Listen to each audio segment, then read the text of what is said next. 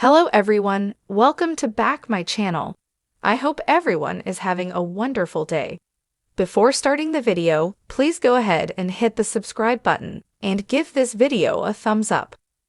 When Luke Bryan introduced his buddy Dustin Lynch to perform at the 2023 Crash My Playa weekend last year, some felt he went too far. Some fans and people in the crowd said Bryan went overboard and that some of his jokes were uncalled for.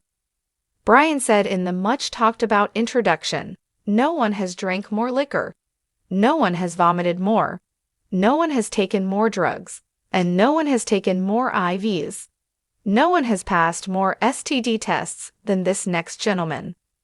A year later, at last week's Crash My Playa, Dustin got Luke back in a big way by hiring comedian Jeffrey Ross to roast Bryan and do the intro for him. Lynch said from the stage after Luke joined him, saying, "I don't deserve this. I have hired the best roaster of all time to roast you in front of all of these people. I hope you don't mind me crashing the play. It's an honor to introduce who I like to call the other country singer on TV who wasn't hot enough to marry Gwen Stefani.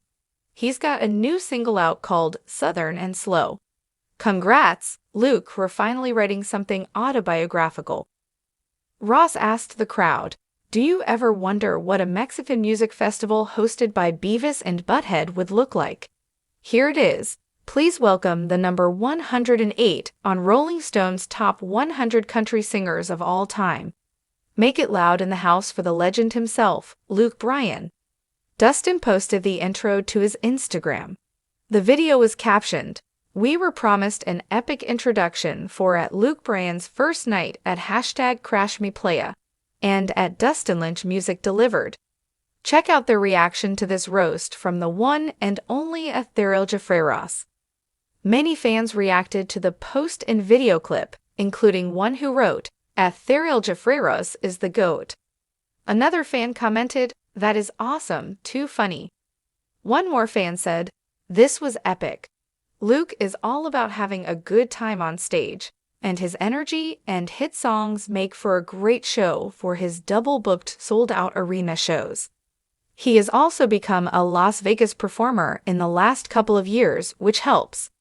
When we interviewed Bryan recently, he shared his thoughts on if he ever got asked to play a Super Bowl halftime show. He told us, "I think I would certainly love the opportunity to do a Super Bowl halftime show. I think the beauty of someone in that role, if it were me, I would bring everybody to the party. A lot of special guests, a lot of surprises.